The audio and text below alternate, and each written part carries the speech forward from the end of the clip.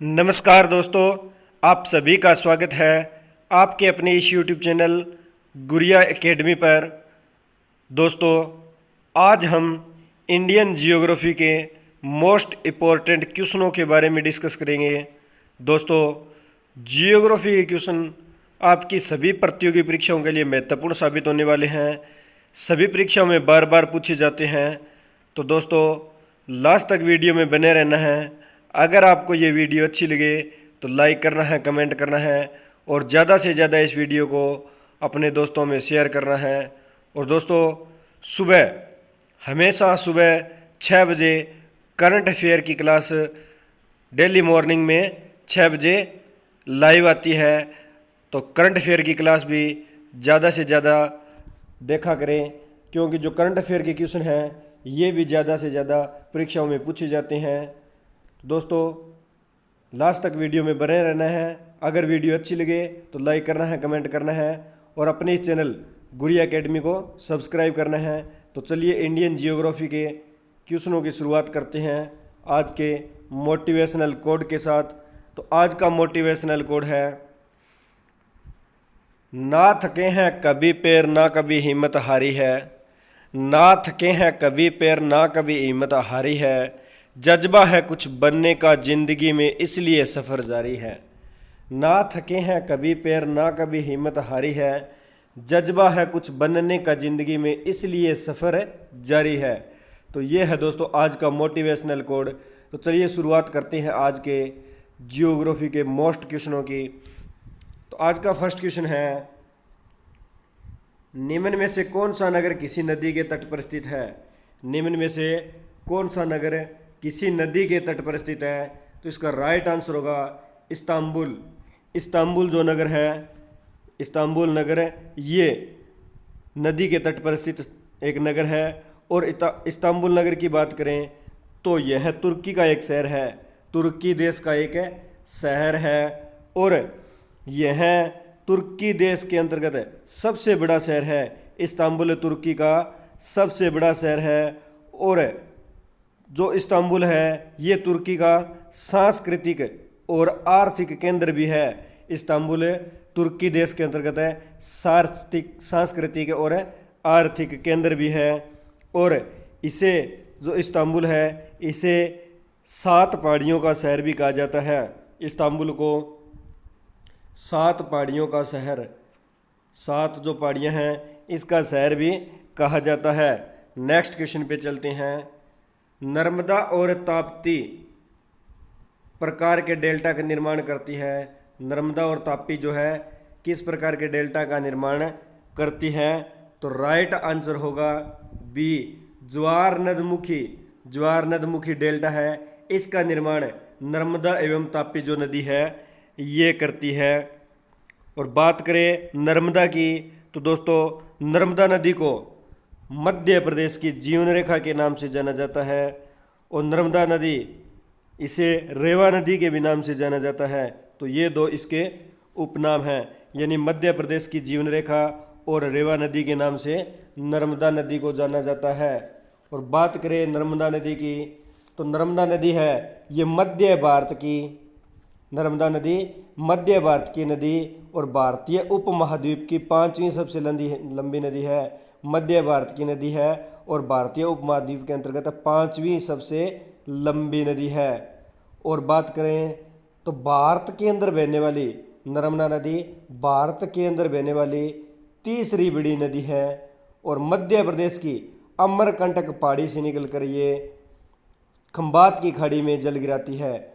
जो नर्मदा नदी है ये मध्य प्रदेश की अमरकंटक पहाड़ी से निकलकर खंबात की खाड़ी में अपना जल गिराती है। और इस नदी की लंबाई की बात करें तो जो नर्मदा नदी है इसकी लंबाई 1312 किलोमीटर ये इसकी लंबाई है। और बात करें तापी नदी की तो यह पश्चिम भारत की प्रसिद्ध नदी है। तापी पश्चिमी भारत की प्रसिद्ध नदी है और ये भी अपना जल है ये खंबात की खाड़ी में गिराती है। और तापी नदी की अगर लंबाई की बात करें दोस्तों तो इसकी लंबाई 724 किलोमीटर ये तापी नदी की लंबाई है।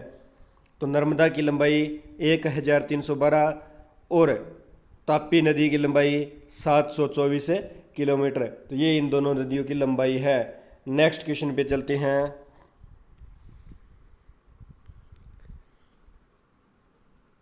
एक समान समय पर तूफान आने वाले स्थानों को मिलाने वाली रेखा क्या कहलाती है? एक समान तूफान आने पर स्थानों को मिलाने वाली रेखा को क्या कहते हैं? तो इसका राइट आंसर होगा आइसोब्रांट। आइसोब्रांट रेखा है ये एक समान समय पर तूफान आने वाले स्थानों को मिलाने वाली रेखा कहलाती है। तो राइट आंसर इसका बी होगा। नेक्स्ट क्वेश्चन पे चलते हैं। सूर्य तप के समान अवधि वाले स्थानों को मिलाने वाली रेखा क्या कहलाती है? सूर्य तप के समान अवधि वाले स्थानों को मिलाने वाली रेखा क्या कहलाती है? तो इसका राइट आंसर होगा ए आइसोहेल रेखा। यानी सूर्य तप के समान अवधि वाले स्थानों को मिलाने वाली रेखा को आइसोहेल रेखा कहते हैं। तो ये इसका ए है, ये राइट आंसर होगा। नेक्स्ट क्वेश्चन पे चलते हैं। निम्न में से कौन एक भू आवेष्टित देश है?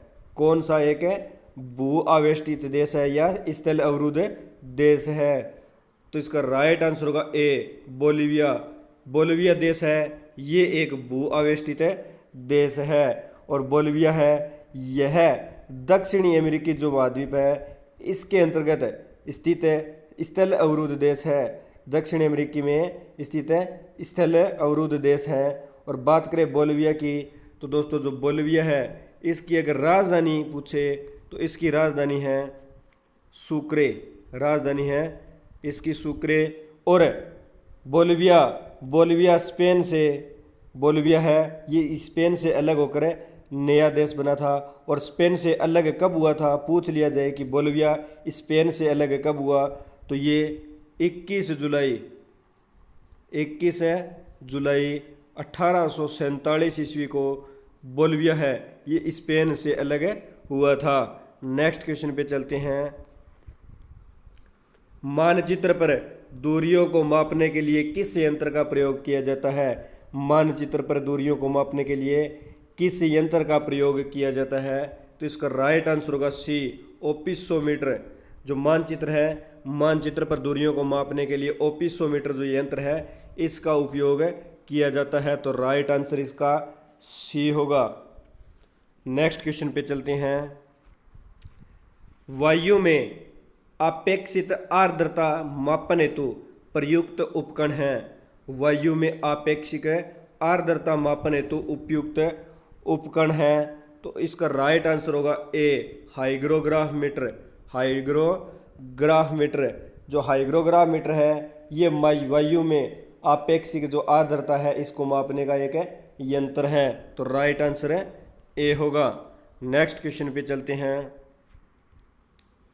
सवाना घास भूमियाँ पाई जाती हैं। सवाना घास भूमियाँ पाई जाती हैं।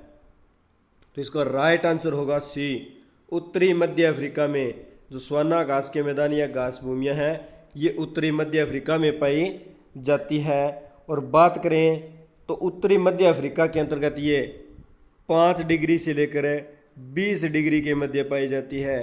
5 डिग्री से लेकर 20 डिग्री के मध्य पाई जाती है। और जो सवाना घास भूमियाँ हैं ये उष्णकटिबंधीय घास होते हैं। सवाना घास भूमि है ये उष्णकटिबंधीय घास होते हैं। नेक्स्ट क्वेश्चन पे चलते हैं। सामान्यतः विश्व को कितने प्राकृतिक प्रदेशों में विभाजित किया गया है? विश्व को कितने प्राकृतिक प्रदेशों में विभाजित किया गया है? तो इसका राइट आंसर होगा डी जो सामान्यतः विश्व को 12 प्राकृतिक जो प्रदेश है इनके अंतर्गत विभाजित किया गया है। 12 प्राकृतिक प्रदेशों में विभाजित किया गया है। और ये 12 प्राकृतिक प्रदेश कौन से हैं दोस्तों? तो ये ध्यान में रखना। भूमध्य रेखीय प्रदेश, सवाना या सूडान तुल्य प्रदेश, उष्ण मानसूनी प्रदेश, उष्ण मरुस्थलीय या सहारा तुल्य प्रदेश, भूमध्य सागरीय प्रदेश, पश्चिमी यूरोप प्रदेश, प्रेयरी तुल्य प्रदेश, शीतोष्ण मरुस्थलीय प्रदेश, टेंगा तुल्य प्रदेश, टुंड्रा तुल्य प्रदेश, उच्च पर्वतीय प्रदेश और चीन तुल्य प्रदेश। तो ये 12 प्रदेश है, इनको विश्व के अंदर प्राकृतिक रूप से बांटा गया है। तो ध्यान में रखना, राइट आंसर होगा डी। नेक्स्ट क्वेश्चन पे चलते हैं। किस प्राकृतिक प्रदेश को आलस्य का प्रदेश कहा जाता है? किस प्राकृतिक प्रदेश को आलस्य का प्रदेश कहा जाता है? तो राइट आंसर होगा ए। जो विषुवतीय प्रदेश है इसे आलस्य का प्रदेश कहा जाता है। तो राइट आंसर ए होगा। नेक्स्ट क्वेश्चन पे चलते हैं।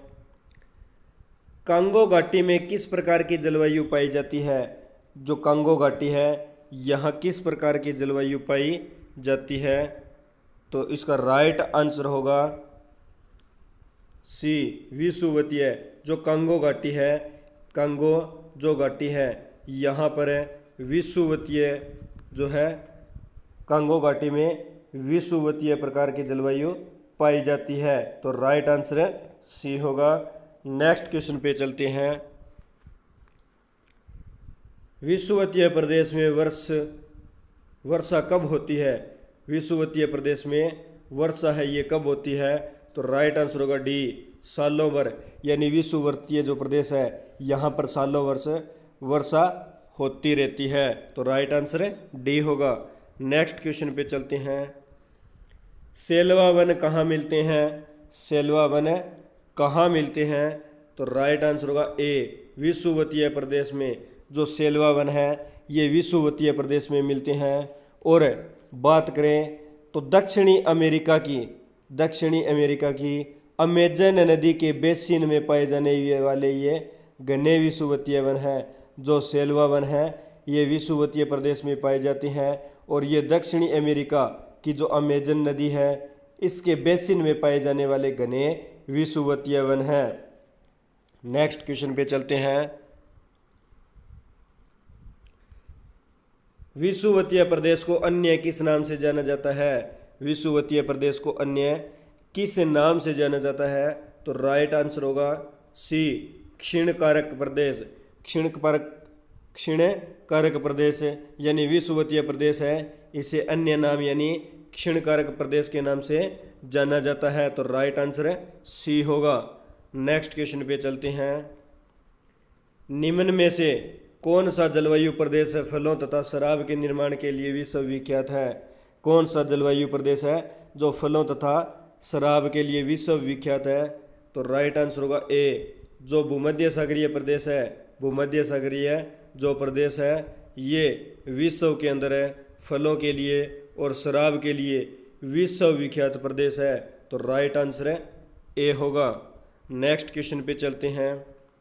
भारत सर्वश्रेष्ठ उत्पादक एवं उपभोक्ता है। भारत सर्वश्रेष्ठ उत्पादक एवं उपभोक्ता है, तो ये किसका है? तो इसका राइट आंसर होगा डी, चाय का। भारत सर्वश्रेष्ठ उत्पादक एवं उपभोक्ता चाय का है। तो राइट आंसर डी होगा। और बात करें चाय की तो भारत के अंदर लगभग 564,000 जो हेक्टेयर ज़मीन है, 564,000 हेक्टेयर ज़मीन के अंदर चाय का उत्पादन किया जाता है। और बात करें जहाँ सबसे ज़्यादा भारत के अंदर जो चाय होती है, चाय का उत्पादन होता है, तो जो असम राज्य है, असम राज्य के अंदर भारत का सबसे ज़्यादा चाय का उत्पादन किया जाता है। तो चाय उत्पादन के मामले में असम राज्य शीर्ष पर रहा है। नेक्स्ट क्वेश्चन पे चलते हैं। नकदी फसल में सम्मिलित नहीं है।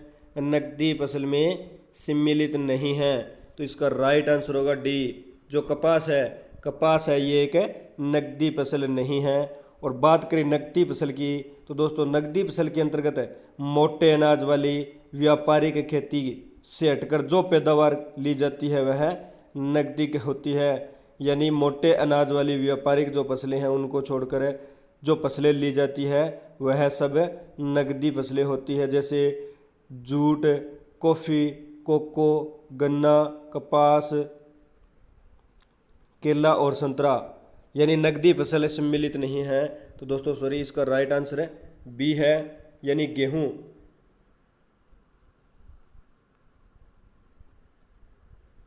नकदी फसल है यानी गेहूं है, ये नकदी फसल नहीं है। यानी जो मोटे अनाज के तौर पे जो आते हैं, जैसे जूट, कॉफ़ी, कोको, गन्ना, कपास, केला, संतरा, ये सब नकदी फसलें होती है। और जो मोटे अनाज पे जो फसलें आती है ये नकदी फसल के अंतर्गत नहीं आती है। नेक्स्ट क्वेश्चन पे चलते हैं। मत्स्य किस प्रकार की आर्थिक क्रिया है? मत्स्य किस प्रकार की आर्थिक क्रिया है? तो राइट आंसर होगा ए, यानी जो प्राथमिक मत्स्य है ये प्राथमिक प्रकार की एक आर्थिक क्रिया है। और बात करें प्राथमिक, तो दोस्तों जो मत्स्य है ये अप्रत्यक्ष रूप से पर्यावरण पर निर्भर है। मत्स्य जो है ये पर्यावरण पर निर्भर है। और प्राथमिक क्रिया के अंतर्गत भूमि, जल, वनस्पति, भवन निर्माण सामग्री आदि प्रकार के जो है सामान है, ये सब जो वस्तुएं हैं ये प्राथमिक क्रिया के अंतर्गत आती है। नेक्स्ट क्वेश्चन पे चलते हैं। व्यापारिक रूप से मत्स्य पालन का व्यवसाय क्या कहलाता है? व्यापारिक रूप से जो मत्स्य पालन है इसका व्यवसाय क्या कहलाता है? तो राइट आंसर होगा सी, पीसी कल्चर। जो मत्स्य पालन है इसके व्यवसाय को पीसी कल्चर के नाम से जाना जाता है। तो राइट आंसर सी होगा। नेक्स्ट क्वेश्चन पे चलते हैं। नीली क्रांति निम्न में से किससे संबंधित है? नीली क्रांति किससे संबंधित है? तो इसका राइट आंसर होगा सी, मत्स्य पालन। जो नीली क्रांति है ये मत्स्य पालन से संबंधित है। तो नीली क्रांति को मत्स्य पालन भी कहा जाता है। और बात करें नीली क्रांति, तो दोस्तों नीली क्रांति क्या है पूछ लिया जाए तो नीली क्रांति यह किसानों की आय दोगुनी करने हेतु, किसानों की आय दोगुनी करने हेतु एक सहबद्ध कार्यक्रम के रूप में मछली तथा समुद्री उत्पादों को पकड़ने के कार्य को प्रोत्साहन देने के लिए सरकारी प्रयासों का एक अंग है। नीली क्रांति किसानों की आय दोगुनी करने के लिए एक सहबद्ध कार्यक्रम के रूप में मछली तथा जो समुद्री उत्पाद है उनको पकड़ने के कार्य को प्रोत्साहन करने के लिए एक सरकार के द्वारा चलाया गया अभिन्न अंग है। और भारत में नीली क्रांति के जनक की बात करें कि पूछ लिया जाए भारत में नीली क्रांति के जनक कौन थे, तो इनके जनक हीरालाल चौधरी और डॉक्टर अरुण कृष्णन।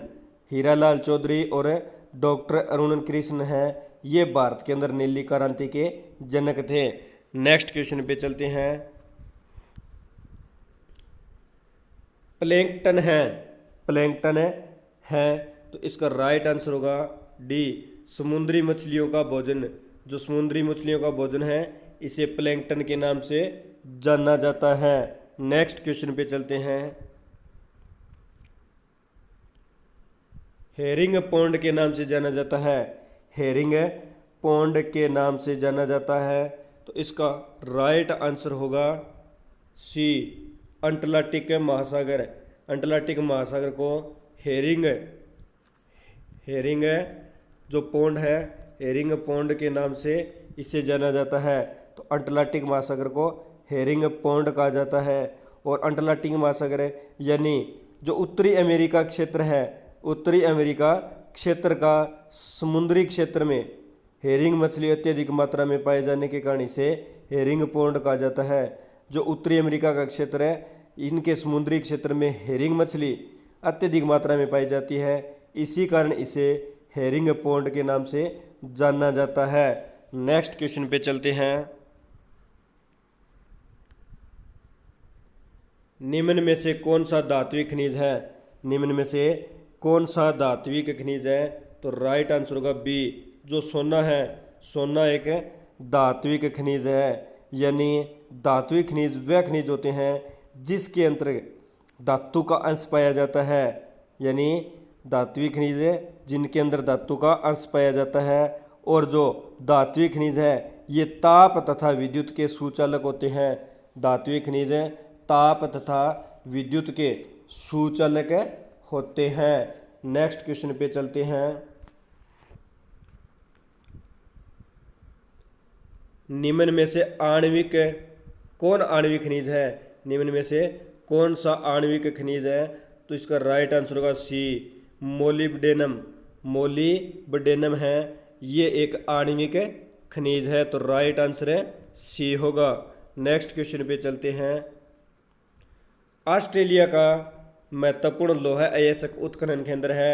ऑस्ट्रेलिया का महत्वपूर्ण लौह अयस्क उत्खनन केंद्र है, तो इसका राइट आंसर होगा डी, पिलबरा।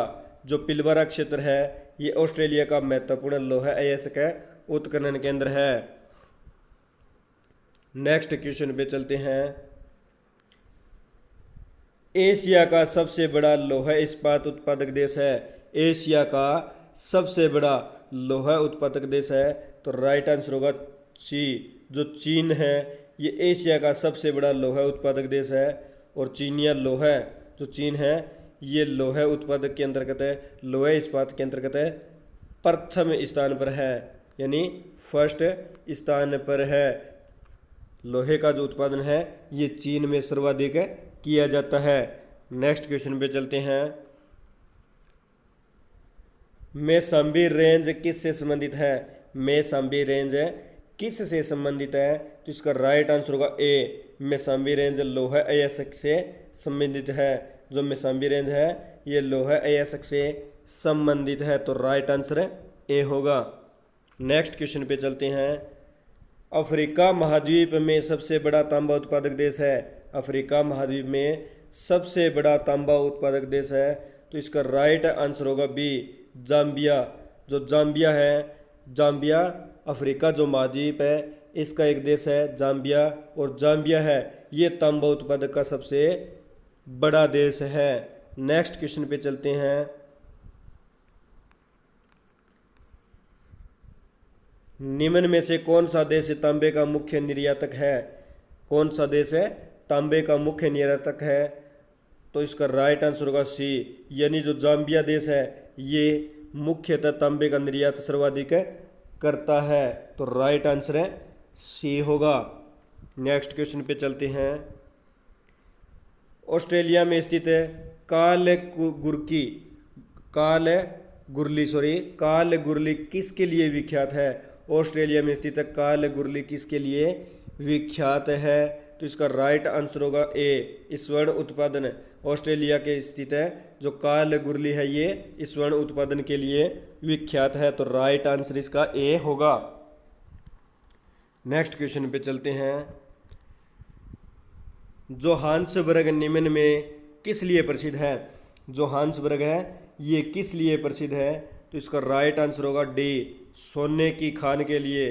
सोने की खान के लिए जो जोहान्सबर्ग है ये प्रसिद्ध है। और जोहान्सबर्ग है सोने व दोस्तों हीरे के लिए, सोने व हीरे इन दोनों के लिए जोहान्सबर्ग है ये प्रसिद्ध है, यानी हीरे व सोने की खान है जोहान्सबर्ग में पाई जाती है। और जोहान्सबर्ग है दोस्तों ये दक्षिणी अफ्रीका का सबसे बड़ा शहर है। जोहान्सबर्ग जो दक्षिण अफ्रीका देश है इसका सबसे बड़ा शहर है और सबसे अधिक जनसंख्या वाला शहर भी है। दक्षिण अफ्रीका का सबसे बड़ा शहर है और सबसे अधिक जनसंख्या वाला शहर है जोहान्सबर्ग शहर है। नेक्स्ट क्वेश्चन पे चलते हैं। हीरा व्यापार का सबसे बड़ा केंद्र है। हीरा व्यापार का सबसे बड़ा केंद्र है, तो राइट आंसर होगा एंटप्रव। एंटप्रव जो केंद्र है ये हीरे के व्यापार के लिए सबसे बड़ा केंद्र है। और पूछ लिया जाए एंटप्रव, तो दोस्तों एंटप्रव बेल्जियम देश के अंदर है। बेल्जियम देश में स्थित है एंटप्रव, और ये हीरे के व्यापार के लिए सबसे बड़ा केंद्र है। और बात करें भारत की अगर पूछ ले, तो भारत में जो हीरे तराशने का काम है, हीरे तराशने का काम है ये भारत के राज्य गुजरात में किया जाता है। भारत के अंदर हीरे तराशने का काम है गुजरात में किया जाता है। नेक्स्ट क्वेश्चन पे चलते हैं। हीरे के उत्पादन में किस महाद्वीप का एकाधिकार है? जो हीरा है इसकी उत्पादन के अंतर्गत है किस महाद्वीप का एकाधिकार है?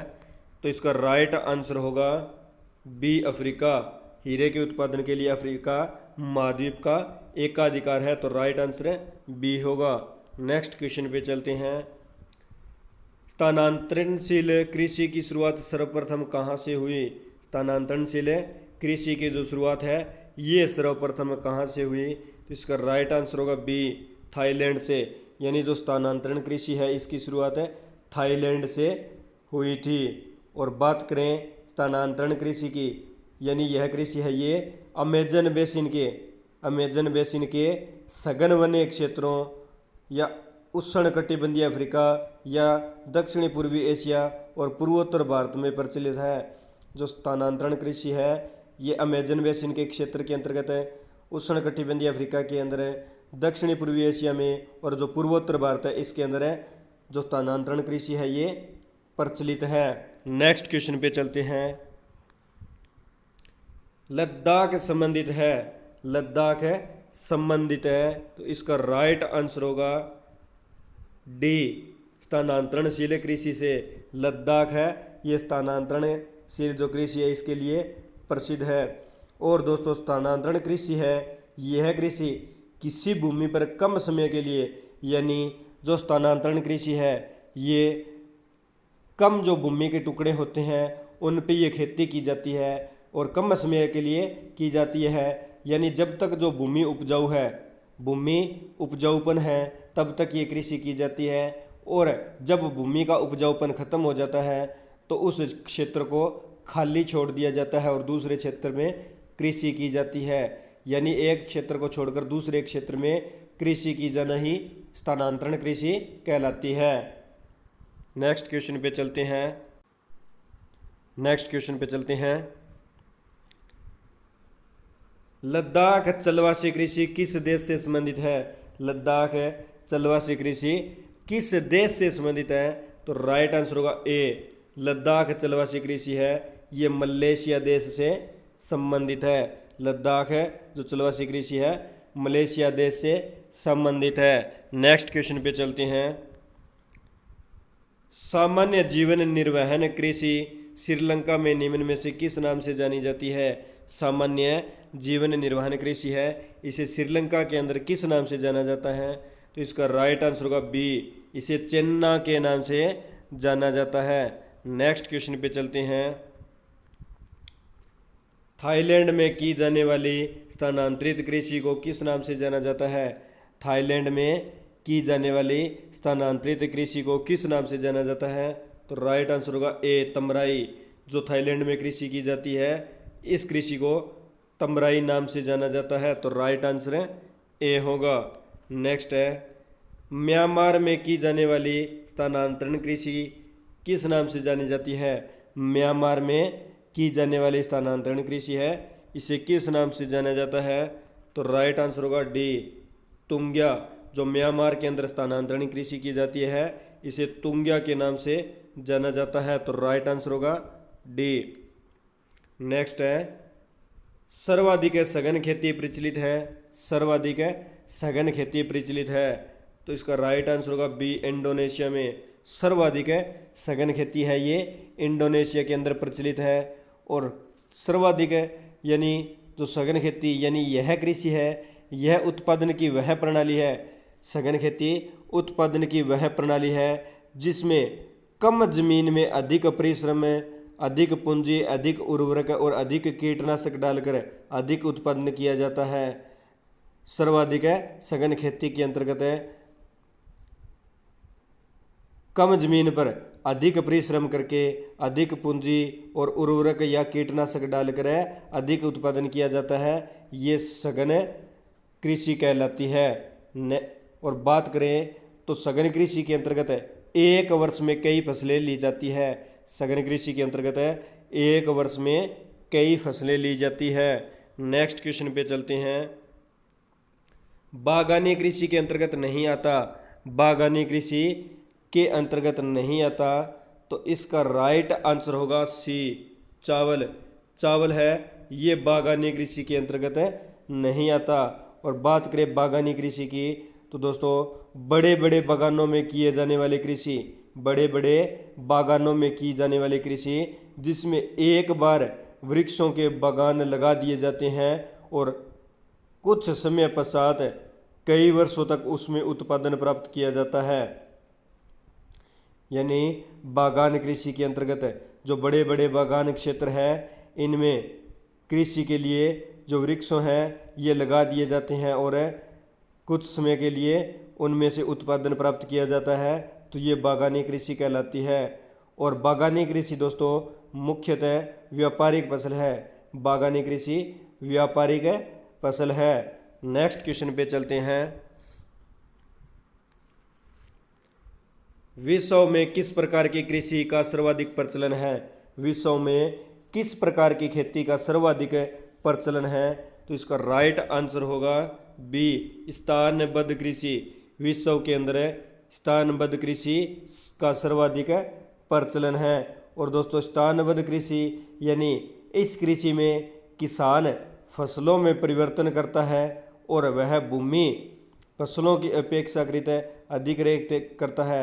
स्थानबद्ध कृषि के अंतर्गत किसान है फसलों में परिवर्तन करता रहता है और वह भूमि फसलों की अपेक्षा है भूमि की अधिक देख रेख करता है। तो ये स्थानबद्ध कृषि कहलाती है। नेक्स्ट क्वेश्चन पे चलते हैं। जमीन पर फैलने वाली सब्जियों की व्यापारिक कृषि कहलाती है। जमीन पर फैलने वाली जो सब्जियां हैं इनकी व्यापारिक कृषि को क्या कहते हैं? तो इसका राइट आंसर होगा सी, ओलेरीकल्चर। जो जमीन पर फैलने वाली सब्जियां हैं इनकी व्यापारिक कृषि को ओलेरीकल्चर के नाम से जाना जाता है। तो राइट आंसर है सी होगा। नेक्स्ट क्वेश्चन पे चलते हैं। जो हांस वर्ग विख्यात है, जो हांस वर्ग विख्यात है, तो राइट आंसर होगा ए, स्वर्ण खनन हेतु। जो हांस वर्ग है ये स्वर्ण और हीरे के लिए विख्यात है। तो राइट आंसर होगा ए। नेक्स्ट क्वेश्चन पे चलते हैं। डोनबास क्षेत्र प्रसिद्ध है। डोनबास क्षेत्र है ये प्रसिद्ध है। तो इसका राइट आंसर होगा ए, कोयले के लिए। जो डोनबास क्षेत्र है ये कोयले के लिए प्रसिद्ध है। तो दोस्तों आज हमने इंडियन जियोग्राफी के मोस्ट इम्पोर्टेंट क्वेश्चनों के बारे में डिस्कस किया। दोस्तों अगर आपको ये वीडियो अच्छी लगी तो लाइक करना, कमेंट करना और ज़्यादा से ज़्यादा इस वीडियो को शेयर करना और अपने इस चैनल गुरिया एकेडमी को सब्सक्राइब करना, बेल आइकन को प्रेस करना ताकि नोटिफिकेशन आपको समय समय पर मिलता रहे। और दोस्तों सुबह यानी हर सुबह 6 बजे डेली मॉर्निंग में 6 बजे है करंट अफेयर की क्लास आती है। तो दोस्तों करंट अफेयर की क्लास भी ज़्यादा से ज़्यादा जो है देखा करो, क्योंकि करंट अफेयर के जो क्वेश्चन है ये बहुत मात्रा में है ना, ये परीक्षाओं में पूछे जाते हैं। तो डेली मॉर्निंग 6 बजे और शाम को राइट 9 बजे 9 PM पर जो है इंडियन जियोग्राफी की जो क्लास है ये आती है। तो शाम को 9 बजे इंडियन जियोग्राफी और सुबह 6 बजे करंट अफेयर की क्लास आती है। तो इन दोनों जो क्लास है इनको आप देखा करो ताकि आपको आने वाली प्रतियोगी परीक्षा में कुछ फ़ायदा मिल सके, आपका जो एग्ज़ाम है उनमें कुछ फ़ायदा हो। तो दोस्तों मिलते हैं नेक्स्ट वीडियो में। धन्यवाद दोस्तों। जय हिंद, जय भारत।